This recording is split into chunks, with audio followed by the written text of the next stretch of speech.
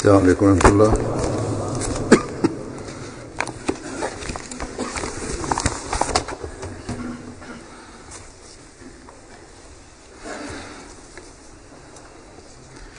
أشهد أن لا إله إلا الله وحده لا شريك له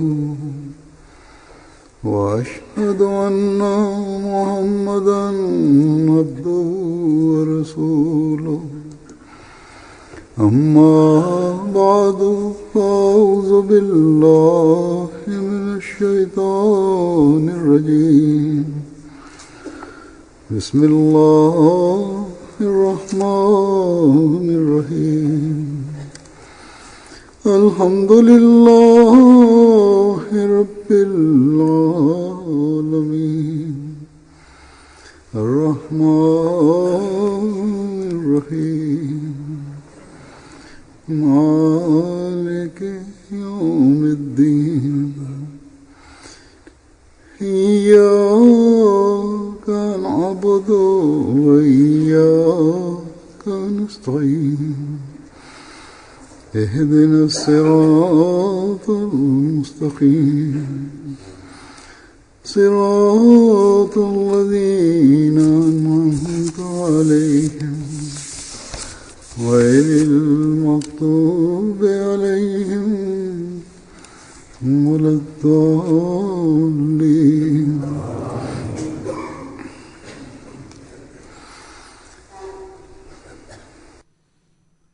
ذكرت قبل فترة وجيزة في إحدى خطبي أن هذه السنة سنة انتخاب المسؤولين في الجماعة، والآن قد انتخب المسؤولون في معظم الأماكن.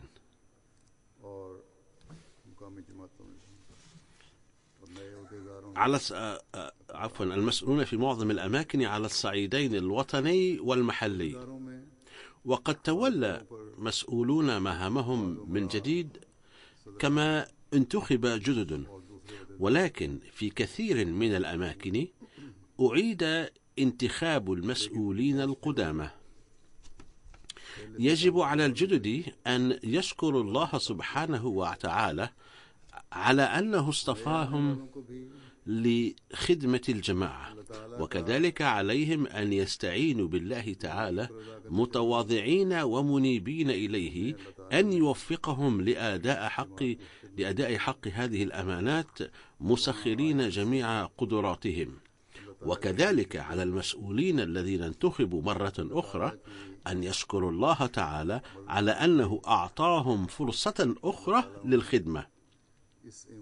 كذلك عليهم أن يدعوه سبحانه وتعالى أن يوفقهم لأداء حق هذه الأمانات بجميع قدراتهم، ويصرف النظر عما صدر منهم من تقصير وكسل وغفلة في المرة السابقة لم يؤدوا بسببها حق المسؤوليات المفوضة إليهم، وألا يصدر منهم الكسل والتهاون والغفلة في القيام بالخدمة التي أعطاهم الله تعالى فرصتها مرة أخرى، وأن يوفقهم الله تعالى ليؤدوا حق هذه الأمانات. يجب أن تتذكروا أن خدمة الجماعة ليست شيئا عاديا، ولا ينبغي أن نعدوها شيئا عابرا. كل منا سواء كان مسؤولا أم أحمديا عاديا قد قطع عهدا أن يقدم الدين على الدنيا،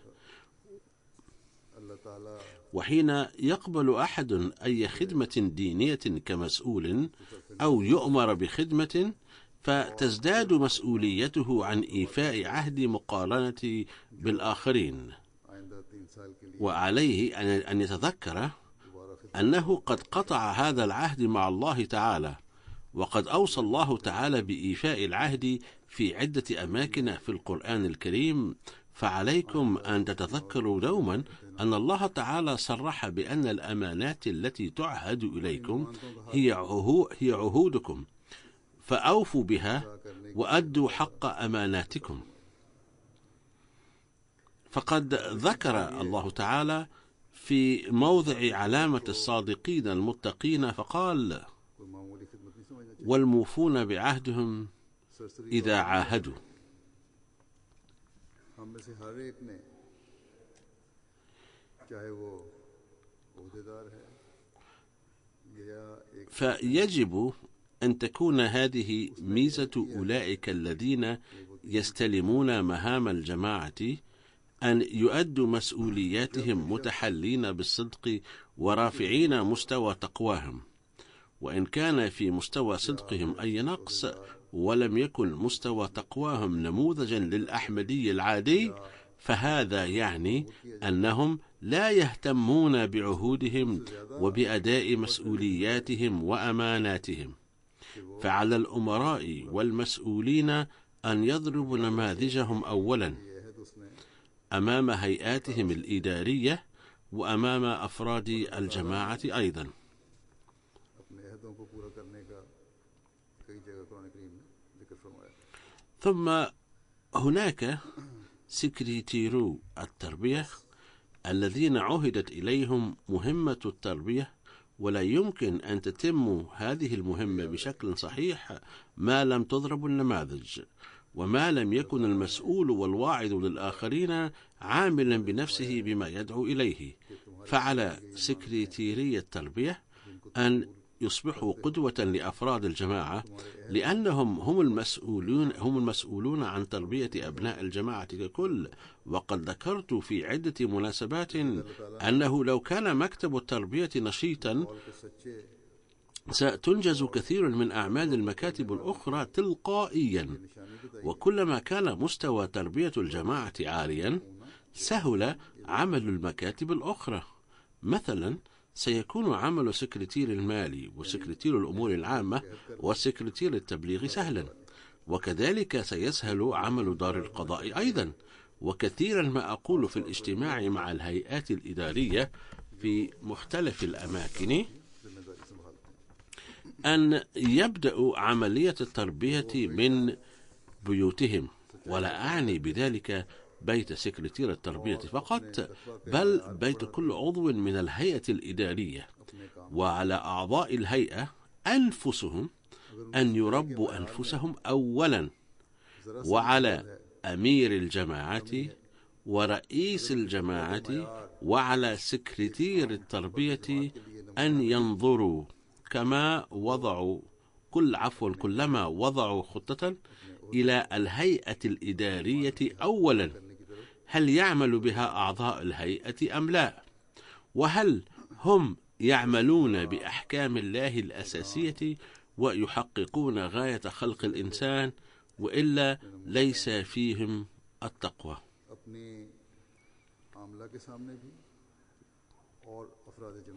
أعظم حق من حقوق الله تعالى هو العبادة، وقد أمر الرجال أن يقيموا الصلاة، أي أن يؤدوا الصلاة جماعة.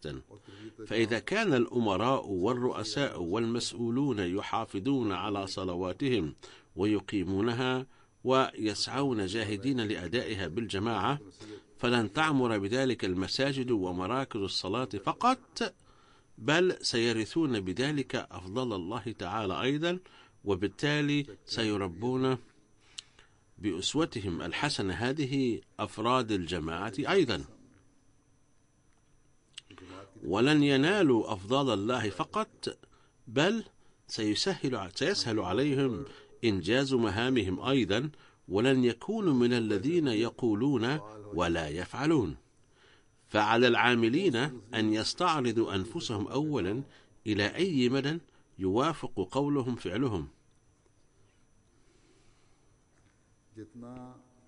يقول الله تعالى بهذا الخصوص: يا أيها الذين آمنوا لما تقولون ما لا تفعلون.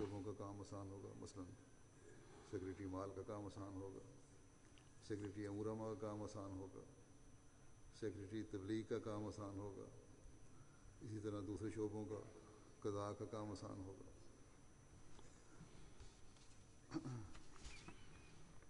मैं अक्सर आमला की मीटिंग में कहा करता हूँ मुख्तलिफ जगहों पर कि तरबियत का काम يقول المسيح الموعود عليه السلام: और ये घर توحي هذه الآية आमला के أنه كان في الدنيا أناس يقولون ما لا يفعلون، وما زالوا وسيكونون في المستقبل أيضا. اسمعوني جيدا، وعوا.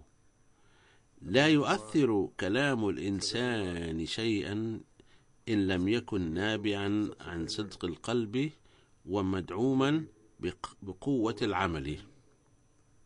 अपनी आमला को ثم قال عليه السلام: تذكروا جيدا أن الكلام المعسول وطلاقة اللسان فقط لا تنفع ما لم يرافقهما العمل، ولا أهمية للكلام وحده عند الله.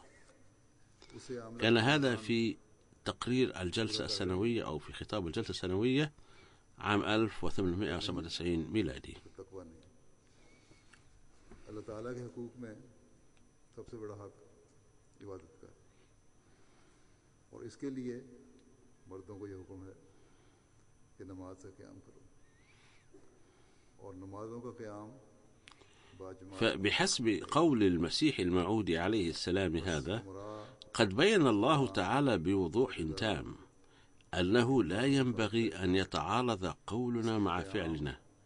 فبحسب هذا القول يجب أن يكون أول من يحاسبون أنفسهم इससे المسؤولين. मस्जिदें आबाद होंगी, नमाज सेंटर आबाद إذا كانت المسافات بعيدة أو كانت अल्लाह ताला के फजल هناك بضعة بيوت أو ليس مسجد أو مركز للصلاة، فيمكن أن تؤدى الصلوات في البيوت، وليس ذلك صعبا.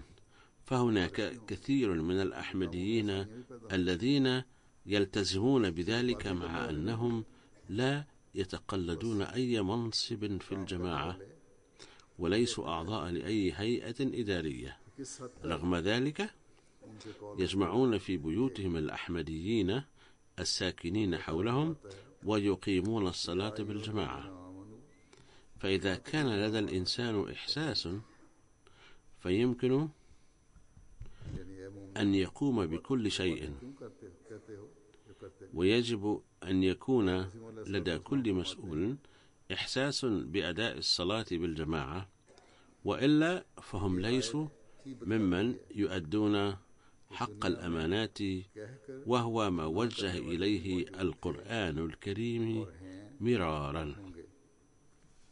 फरमाया कि तुम मेरी बात सुन रखो और खूब याद कर लो कि इंसान की गुफ्तगू सच्चे दिल से ना हो और अमली ताकत उसमें ना हो तो वो فعلى المسؤولين أن يضعوا أمام أعينهم دوما أن الله تعالى أخبر بعلامة المؤمن الحقيقي जब तक أنهم لأماناتهم وعهدهم راعون، अल्लाह कुछ भी वक़्त नहीं रखती। وهم يهتمون ويستعرضون ما إذا اعترى أي نقص أو تقصير في أداء ما عهد إليهم من أمانات وفي إيفاء ما قطعوه من عهد للخدمة، لأنه ليس شيئا بسيطا. فإن الله تعالى قال في القرآن الكريم: खोल कर إن العهد كان مسؤولا. हमारे अमल और कौल में فالعبادة شيء أساسي، सबसे ज़्यादा इस बात وهي غاية خلق الإنسان، में जायज़ ولا بد من أداء حقها.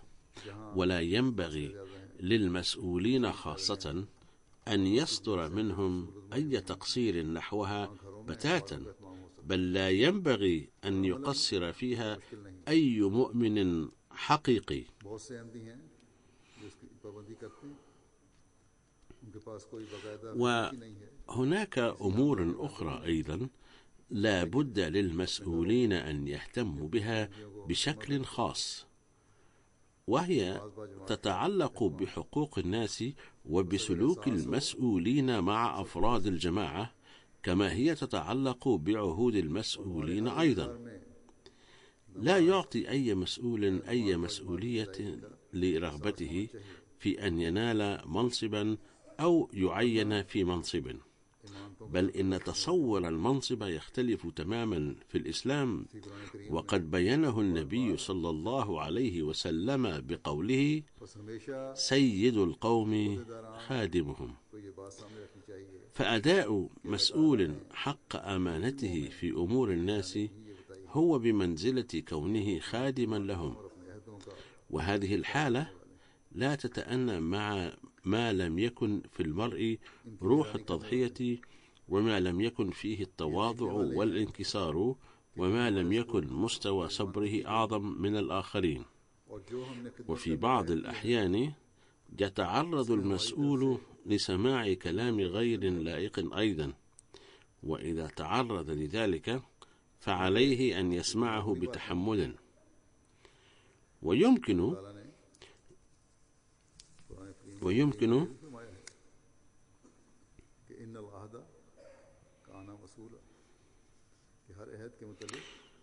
نعيد نقول: ويمكن لكل مسؤول أن يستعرض مستوى تحمله ومستوى تواضعه. ففي بعض الأحيان تأتي بعض القضايا للمسؤولين الذين لا يتحلون بالتحمل قطعا، فإذا أساء إليهم أحد في الكلام تشاجروا معه بالكلام. إذا كان شخص عادي سيء الخلق فهذا لا يؤثر، إلا أنه سيقال عنه أنه سيء الخلق وأخلاقه منحطة للغاية. ولكن إذا خرجت بعض الكلمات غير اللائقة من فم أحد المسؤولين فهذا لا يسيء إلى كرامة ذلك المسؤول ووقاره فقط، بل يؤثر سلبا في أفراد الجماعة أيضا. ويجب أن يكون للجماعة مستوى أخلاقي عظيم يريد المسيح الموعود عليه السلام أن يرانا عليه. فإذا حدث حادث واحد في مكان ما يسيء إلى سمعة الجماعة، وقد ظهرت مثل هذه الأمثلة في بعض الأماكن، حيث بدأت بعض المشاجرات في المساجد أيضا، وتركت في الأولاد والشباب تأثيرا سلبيا للغاية.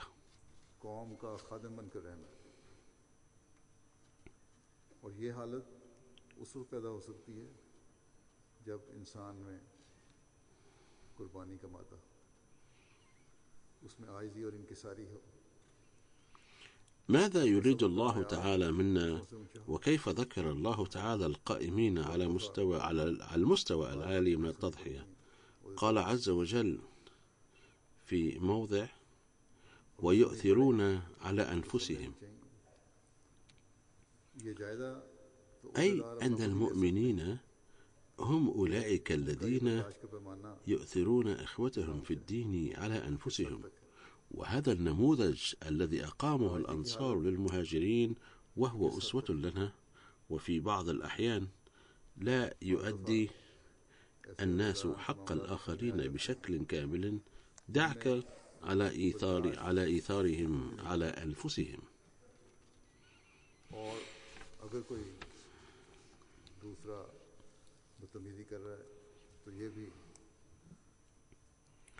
ترفع لهم قضايا أبناء الجماعة، أو يأمرهم المركز بإرسال التقرير حول بعض القضايا، فيرسلون التقرير غير مبالين أو بدون تحري الأمر بدقة، أو يؤخرون الأمر بحيث تفوت فرصة سد حاجة السائل في وقتها، فيتعرض للخسارة المالية أو مكابدة العناء. ومن المسؤولين من يقدم عذر تراكم الأعمال، ومنهم من لا يكون عندهم أي عذر وإنما يتساهل ولا يبالي بالأمر. أما إذا كان الأمر يخصه هو أو أحد أقاربه فتكون أولوياته مختلفة تماما. فإذا كانت عندكم عاطفة الخدمة والتضحية حقا، وتريدون أداء هذه الأمانة على ما يرام، فيجب أن تسعوا لمساعدة الآخرين باهتمام وقلق. وإذا عملتم بعاطفة التضحية بحيث تشعرون أن معاناة الآخرين معاناتكم، فلا بد أن يرتفع مستوى التضحية عند أبناء الجماعة أيضا، وأن يهتموا بأداء حقوق الآخرين بدلا من هضمها.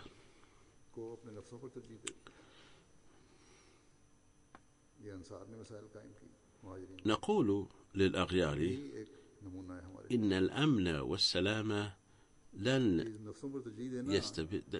يتمكن في العالم إلا إذا عمل الناس على كل الصعد بعاطفة التضحية وبنية أداء حق الآخرين، عوضا من التفكير في أخذ حقوقهم وهضم حقوق الآخرين. فإذا لم نعمل نحن الأحمديين بهذه العاطفة، فلا شك أننا نعمل عملا لا يرضى الله به.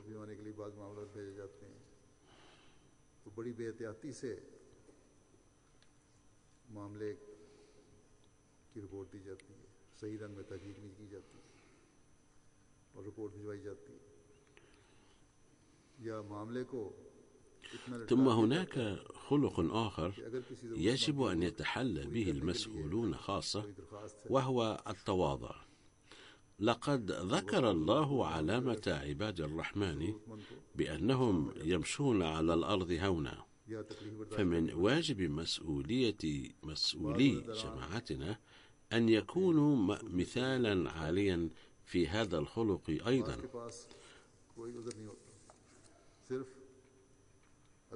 كلما كان أحدهم أعلى منصبا، يجب أن يكون بسبب عاطفة الخدمة أكثر تواضعا عند لقاء الناس، وهذه هي العظمة بعينها. إن الناس يراقبون سلوك المسؤولين ويلمسونه أيضا. أحيانا يكتب لي بعض أبناء الجماعة أن سلوك فلان من المسؤولين لم يكن على ما يرام، لكني مسرور اليوم إذ إنه لم يسلم علي فحسب، بل سألني عن حالي أيضا ولقيني بكل حفاوة. لقد أفرحني سلوكه هذا الذي يدل على عظمته. فأكثرية أبناء الجماعة عند رؤية الحب والرفق والشفقة من المسؤولين يستعدون للتضحية فرحين. فإذا كان بعض المسؤولين مصابا بأي نوع من العجب والاستكبار بسبب منصبه، فليعلم أن هذا يبعده عن الله تعالى، وإذا ابتعد المرء عن الله تعالى نزعت البركة من أعماله. إن أعمال الدين إنما يقوم بها المرء للفوز برضا الله تعالى خاصة. أما إذا حرم رضا الله تعالى تسبب في الخسارة للجماعة بدلا من أن ينفعها. لذا فعلى المسؤولين أن يفحصوا أنفسهم دائما من هذا المنظور خاصة، فيروا ما إذا كانوا متواضعين أم لا، وإلى أي مدى. لقد قال النبي صلى الله عليه وسلم: إن الإنسان كلما تواضع لله رفعه تعالى درجات. لذا فليتذكر كل مسؤول أن الله تعالى إذا كان قد أتاح له الفرصة لخدمة الجماعة فهذه منة الله عليه، ويجب أن يزيده الشكر عليها وتواضعا وانكسارا. أما إذا كان لا يزداد تواضعا وانكسارا فليعلم أنه لا يشكر الله عن هذه المنة.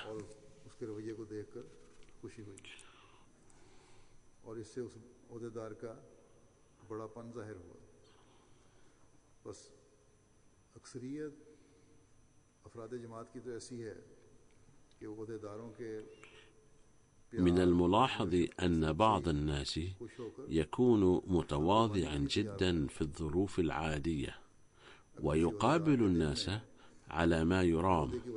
ولكن إذا حصل خلاف بينه وبين غيره من عامة الناس أو من الذين يعملون تحت إشرافه، فلا يلبث أن يدفعه زعمه بأنه يتقلد منصبا كبيرا لأن ينصرف تصرف المتكبرين. فليس التواضع أن يتواضع المرء ما دام الآخر يطيعه في كل شيء ولا يختلف معه في الرأي، فإنه تواضع زائف. إنما التواضع الحقيقي أنه إذا اختلف مع أحد أو تكلم وتصرف بما يخالف رأيه، فعليه أن يدرس الرأي المعارض جيدا ويتخذ القرار متمسكا بالعدل. إن مثل هذا التواضع سيعلمه رحابة الصدر، وعندها يعد متواضعا حقيقيا.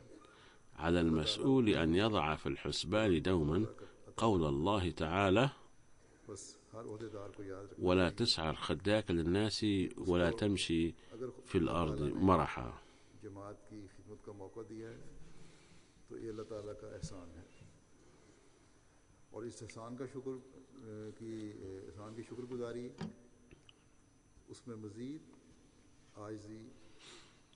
أتحدث عن الاختلاف في الرأي، وأود أن أقول في معرض هذا الحديث أيضا أنه مما لا شك فيه أن القواعد تجيز لأمير الجماعة رفض رأي مجلس العاملة أي الهيئة الإدارية، واتخاذ القرار بناء على رأيه هو في بعض الأحيان طبعا، ولكن على الأمير أن يسعى دوما لأخذ الجميع معه ويتخذ القرار بناء على رأي الأكثرية.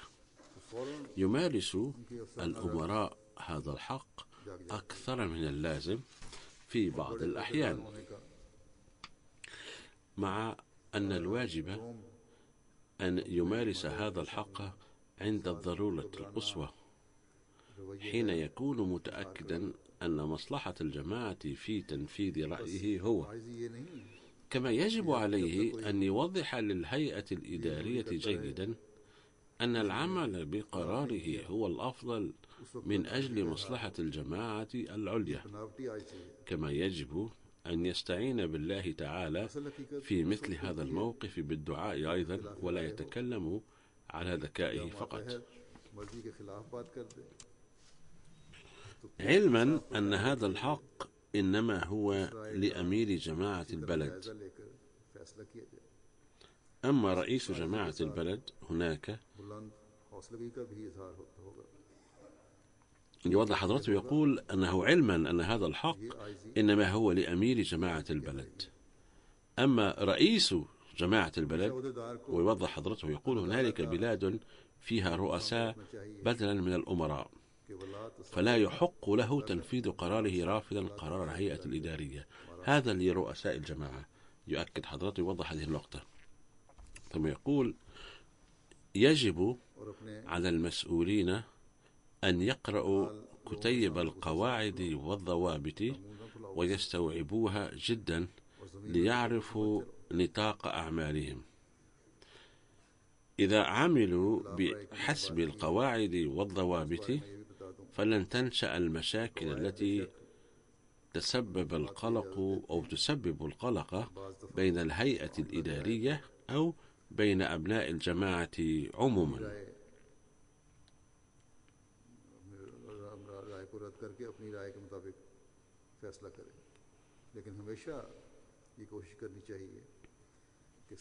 ثم من الخصال التي يجب أن يتحلى بها المسؤولون هو حسن معاملة الذين يعملون تحتهم.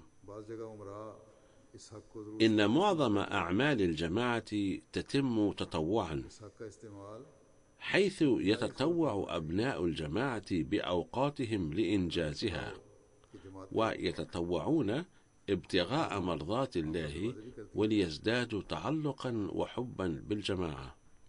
لذا فمن واجب المسؤولين أن يراعوا مشاعر الذين يعملون تحت إشرافهم ويحسنوا معاملتهم، فهذا هو أمر الله بهذا الخصوص، أو بالأحرى هذا هو فعلا ما أمر الله به. صدرانے جماعت کو نہیں، جہاں نیشنل صدر ہیں وہاں بھی نہیں ان کو، کہ عاملہ کی رائے کو رد کرتے ہوئے اپنی رائے کے مطابق فیصلہ کریں۔ اپنے اپنے دائرہ کار کو سمجھنے کے لیے عہدیداران کے لیے ضروری ہے کہ قواعد و ضوابط کو پڑھیں اور سمجھیں۔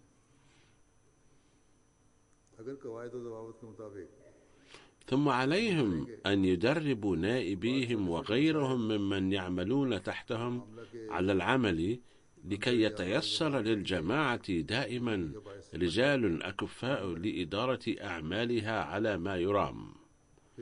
إن أعمال الجماعة إنما يديرها الله تعالى، وهذا الأمر لا شك ولا ريب فيه، ولكن المسؤولين الذين عندهم خبرة بأعمالهم لو أعدوا طابورا آخر من العاملين الخبراء فسوف ينالون أجر أعمالهم أيضا. بفضل الله تعالى لم يصبني أنا ولا الخلفاء قبلي أدنى قلق أبدا بأنه كيف تدار أعمال الجماعة، ذلك لأن الله تعالى قد وعد المسيح الموعود عليه السلام بأنه سوف يظل يهيئ المخلصين لإنجاز أعمال الجماعة إن شاء الله تعالى. في عهد الخليفة الثالث رحمه الله كان أحد المسؤولين يظن أن نظام الجماعة المالي إنما يدار على ما يرام نتيجة حنكته وجهده، فلما بلغ ذلك الخليفة الثالث عزله وجعل مكانه شخصا لا علم له بالأمور المالية مطلقا، وحيث إن هذه المهمة إنما مهمة الله، والله تعالى يعامل الخلفاء معاملة خارقة، فقد وضع في عمل هذا المسؤول الجديد العديم الخبرة بالأمور المالية بركة لم يتصورها أحد من قبل. فالحق أن الله تعالى إنما يتيح بذلك الفرصة لخدمة الدين للمسؤولين وللمتطوعين ولمن نظروا حياتهم لله لكي يرثوا أفضال الله تعالى، وإلا فإنه تعالى قد تولى إنجاز هذا العمل بنفسه وقد وعد بهذا أيضا. لذا فلا يخطرن ببال أحد أن أعمال الجماعة تدار بخبرته وعمله، أو أن خبرته وعلمه يمكن أن تدير أعمالها. كلا، بل إن فضل الله يدير أعمالها. فينا طبعا تقصيرات ونقاط ضعف كثيرة، لو كانت في أمور الدنيا لما وضعت فيها هذه البركات ولما كانت لها هذه النتائج التي نراها، ولكن الله يستر وينصرنا بنفسه على أيدي الملائكة.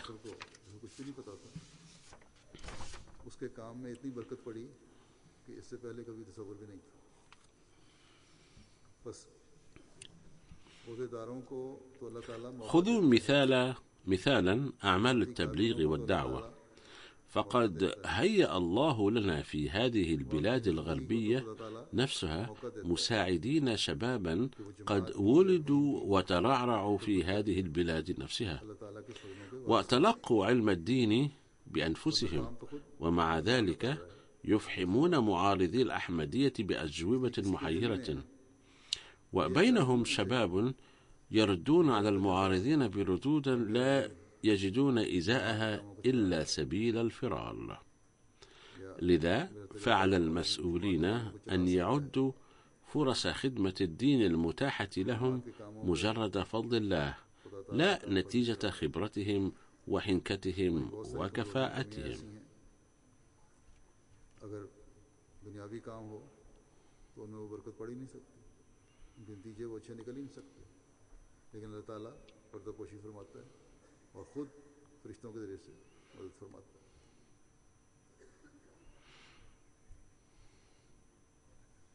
तबलीग के काम ही मसला ثم هناك خلق آخر يجب أن يتحلى به المسؤولون، وهو التعامل ببشاشة ودماثة यहाँ الخلق. बड़े बड़े قال الله تعالى: وقولوا للناس حسنا، दीनी इल्म हासिल أي عاملوا الناس بالرفق وحسن الخلق وتكلموا معهم بكلام لطيف. فهذا الحق من الأخلاق التي يجب أن يتحلى بها المسؤولون على أعلى المستويات. فحينما يتحدثون مع الذين يعملون تحتهم أو مع غيرهم، فيجب أن يتحلوا بأسمى مستوى الخلق. لا شك أن المسؤول يضطر أحيانا إلى الشدة في كلامه من أجل إدارة الأمور، ولكن يجب أن لا يفعل ذلك إلا عند الضرورة القصوى. لو أنه نصح برفق ومحبة وأشعر الناس أنه ناصح أمين لهم، فإن 99% منهم يتفهمون ويستعدون للتعاون من أجل الجماعة، ذلك لأنهم يحبون الجماعة حبا جما. إلا أن أكبر وأهم شرط لذلك هو أن يقنع المسؤولون الناس، أو يدرك الناس بأنفسهم أنهم ناصحون أمناء لهم. إذن عليهم أن يقولوا للناس قولا لينا، وأن لا يبطشوا بهم فورا بحيث لا يجد الآخرون فرصة لشرح موقفهم. أما الذين كانوا معتادين على الأخطاء مرارا وتكرارا ويسعون إلى عبث أو عيث الفتنة والفساد على كل صغيرة وكبيرة، فيضطر المرء إلى معاملتهم بالقسوة أيضا، وإلى العناد والبغض الشخصي، بل ينبغي أن تكون بقصد الإصلاح.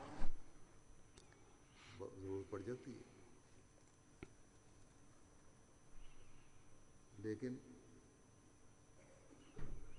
ये ज़रूरत इंतहाई कदम है।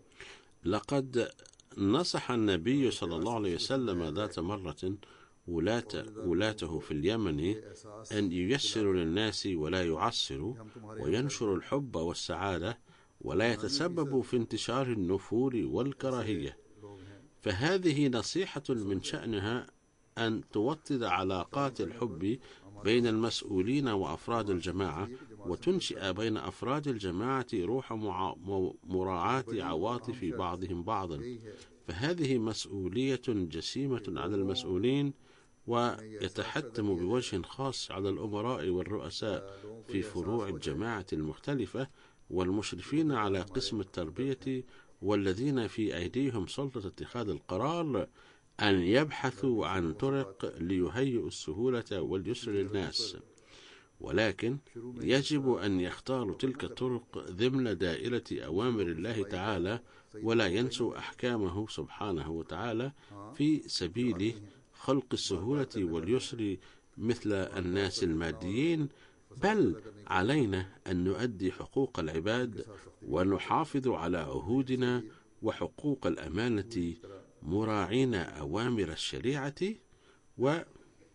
ومؤثرين رضا الله تعالى على كل شيء. ذاتی انات کی شکل اختیار کرنے والی نہیں ہونی چاہیے، بلکہ اصلاح کے لیے ہونی چاہیے۔ حضرت صلی اللہ علیہ وسلم نے ایک موقع پر اپنے مقرر کردہ یمن کے والیوں کو نصیحت فرمائی تھی کہ لوگوں کے لیے آسانی پیدا کرنا، مشکلیں نہ پیدا کرنا۔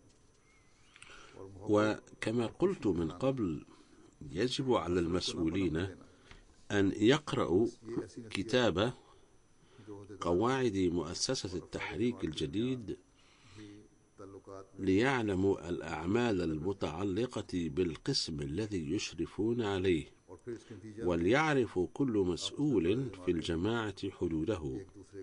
في بعض الأحيان لا يعرف أصحاب المناصب حدودهم، فيقوم مكتب بعمل ولكنه يكون ذلك العمل في دائرة أعمال مكتب آخر،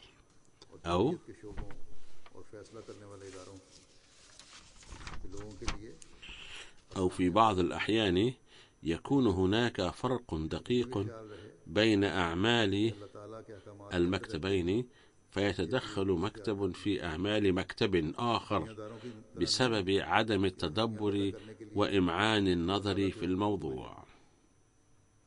हमने शरीयत के दायरे के अंदर रहते हुए खुदा ताला की रज़ा को मुकद्दम रखते हुए बंदों के भी हक अदा करने हैं और अपने अहदों और अपनी इमानतों की भी हिफाजत करनी है।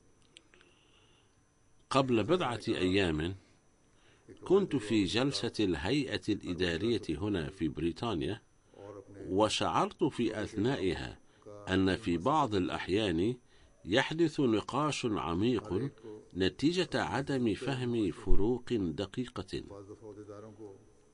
ولو قرأ المسؤولون قواعد مؤسسة التحريك الجديد لما هدروا الوقت في هذه الأشياء.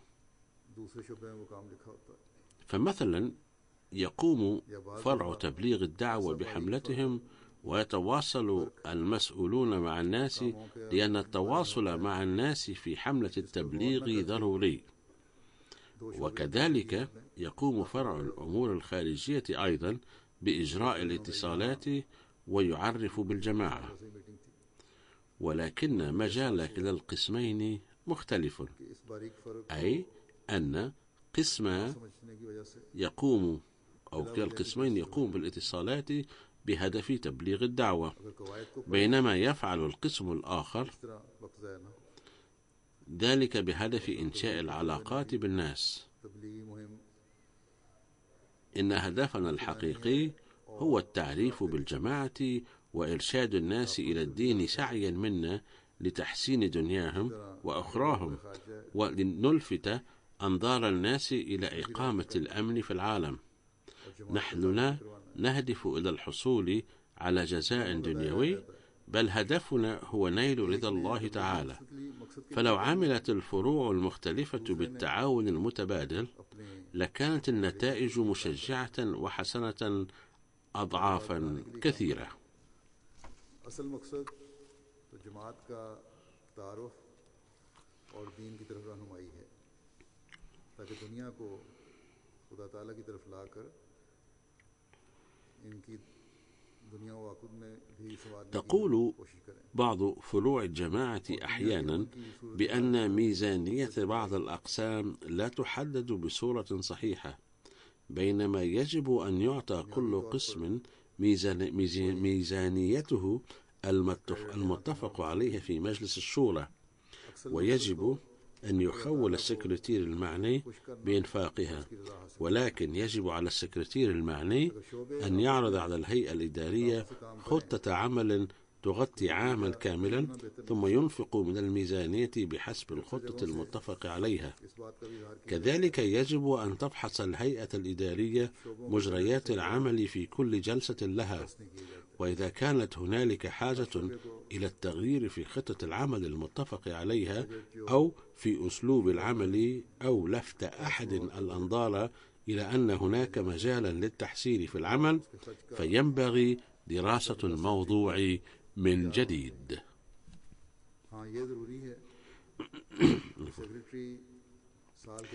ومن المهام الضرورية للأمراء والرؤساء والسكرتير المعني أن يعملوا بانتباه خاص وبسرعة بأنفسهم، ويحث أفراد الجماعة أيضا على العمل بالتعليمات والإرشادات العامة التي ترسل إليهم من المركز.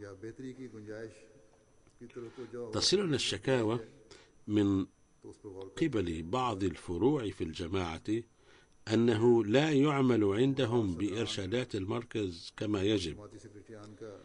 إذا كانت هناك تحفظات في جماعة معينة على مستوى البلد أو المستوى المحلي بسبب ظروفهم المحلية الخاصة حول تعليم وصلهم من المركز، فيجب أن يتصلوا بالمركز فورا ويطلب التغيير في ذلك نظرا إلى ظروف بلدهم.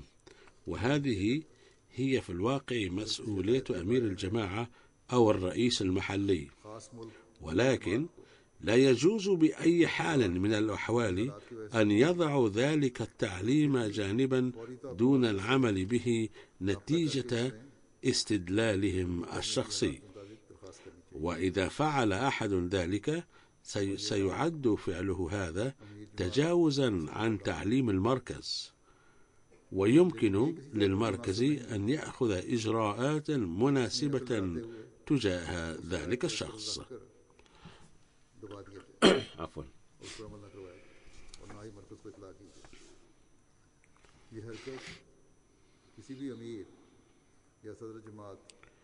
أريد أن أقول شيئا عن الموصين أيضا. يجب عليهم أن يتذكروا أولا وقبل كل شيء أن أداء التبرع وتسوية الحسابات مسؤولية كل موصٍ الشخصية. كذلك يجب على المركز والسكرتير المعني أيضا أن يكملوا حساب كل موصٍ على ما يرام، ويوجه أنظار الموصي أيضا إلى كيفية تبرعه كلما اقتضت الحاجة. يجب على المسؤولين في الجماعة على المستوى الوطني أن ينشطوا السكرتير المحلي ليكونوا على اتصال مباشر مع كل موصٍ.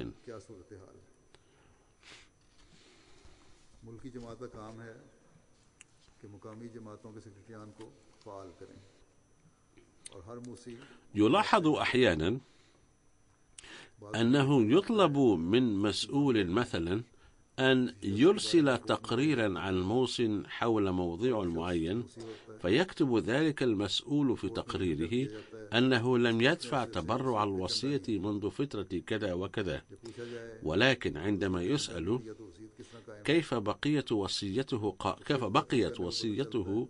قائمة إن لم يدفع التبرع، يتبين بعد البحث والتحقيق أن الموصي ليس مخطئا في ذلك، لأنه ظل يدفع التبرع بانتظام، ولكن المكتب المعني لم يكمل سجله. فمثل هذه التقارير تثير القلق دون مبرر لدى الموصي أولا، وبالإضافة إلى ذلك يترك الخطأ الحاصل في النظام تأثيرا سلبيا، أو يترك بالأحرى هذا الخطأ الحاصل تأثيرا سلبيا. أما في هذه الأيام فهناك نظام قوي لتدقيق الحسابات، إذ تتوفر الحواسيب وما شابهها من المرافق في كل مكان، فيجب ألا تحدث مثل هذه الأخطاء. يجب على سكرتير الوصية وسكرتير المال في الهيئة الإدارية المركزية في كل بلد أن ينشط السكرتير المعني في كل فرع من فروع الجماعة في بلده، كما يجب على أمير الجماعة أيضا أن يستعرض هذا الأمر بين الفينة والفينة. إن مهمة الأمراء لا تقتصر على جمع التبرعات وإرسال التقارير فقط، بل من واجبهم أن يجعلوا النظام جديرا بالثقة ويخلقوا علاقات وتيدة بين المركز ونظام الجماعة المحلي.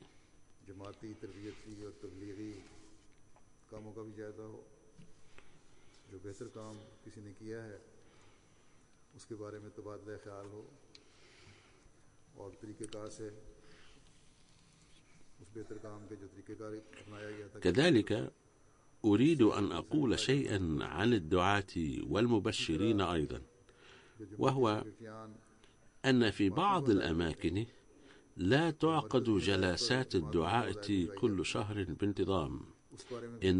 إن عقد جلساتهم بانتظام مسؤولية المبشر المسؤول، لتبحث فيها الأمور المتعلقة بالتربية وتبليغ الدعوة، وإذا كان أحدهم قد قام بعمل بارز جدير الذكر فلتناقش في الجلسة مساعيه وما اختاره من أسلوب في هذا المجال ليستفيد من تجاربه الآخرون.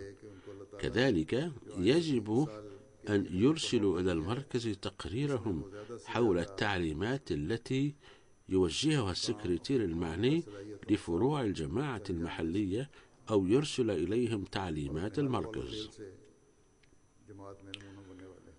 وينبغي أن المبشرون إلى أي مدى عمل بتلك التعليمات في فروع الجماعة في دار عملهم، وإذا وحد السكرتير كسول في عمله خاصة في مجال تبليغ الدعوة والتربية والتضحيات المالية، فلينصحوا المبشرون والدعاة. ندعو الله أن يوفق المسؤولين جميعا الذين أعطاهم الفرصة الخدمة إلى 3 سنين القادمة أن يخدموا الجماعة على ما يرام بإخلاص، آمين.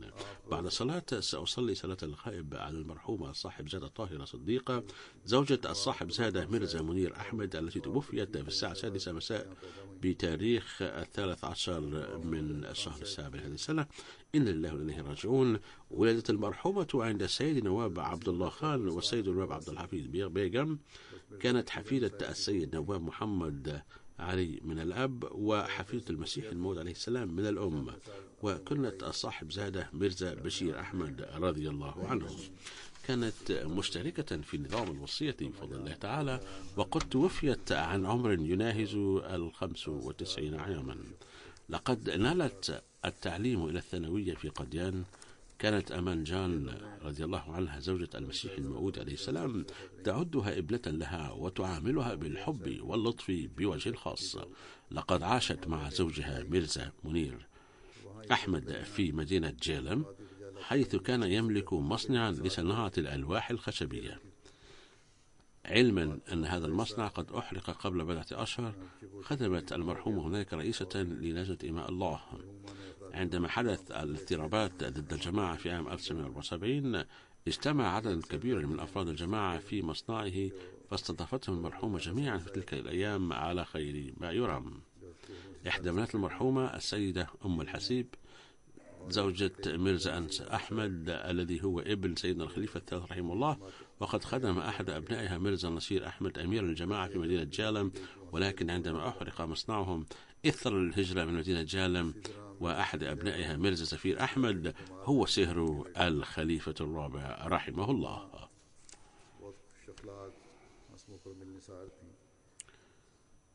كانت المرحومة دمث الأخلاق وسيدة صابرة والشاكر لله وملتزمة بصلاة التهجد وشغوفة في العبادة، وكانت على صلة قوية مع الخلافة، وكانت تساهم في التضحيات المالية بسخاء. كانت مضيافة وغيورة على الجماعة ونظامها، وما كانت تتحمل أي شيء ضد نظام الخلافة، وإذا تفوه أحد بكلمة ضد نظام الجماعة أفحمته فورا. كانت أمرجان رضي الله عنها تعاملها باعتبارها ابنتها دائما، وعندما تزوجت المرحومة أعطتها أمرجان كثيرا من أثاثها الشخصي كجهاز، وكان اسم أمرجان رضي الله عنها مكتوبا عليه، أي على هذا الجهاز الذي أو الجهاز إن صح الكلمة. ندعو الله تعالى أن يغفر المرحومة ويرحمها ويوفق أولادها للاستمرار بحسناتها، ويوفقهم للتمسك بأهدام الخلافة دائما، آمين ثم آمين.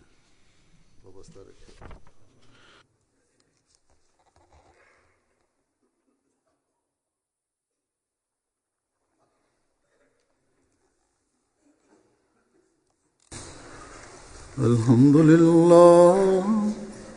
لله نحمده ونستعينه ونستغفره ونؤمن به ونتوكل عليه ونعوذ بالله من شرور أنفسنا ومن سيئات أعمالنا.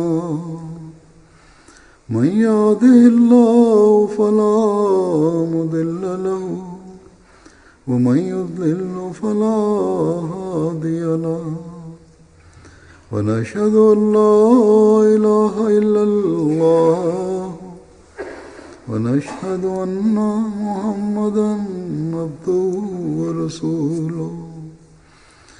عباد الله رحمكم الله، إن الله يأمر بالعدل والإحسان وإيتاء ذي القربى وينهى عن الفحشاء والمنكر والبغي يعظكم لعلكم تذكرون. اذكروا الله يذكركم وادعوه يستجب لكم ولذكر الله أكبر.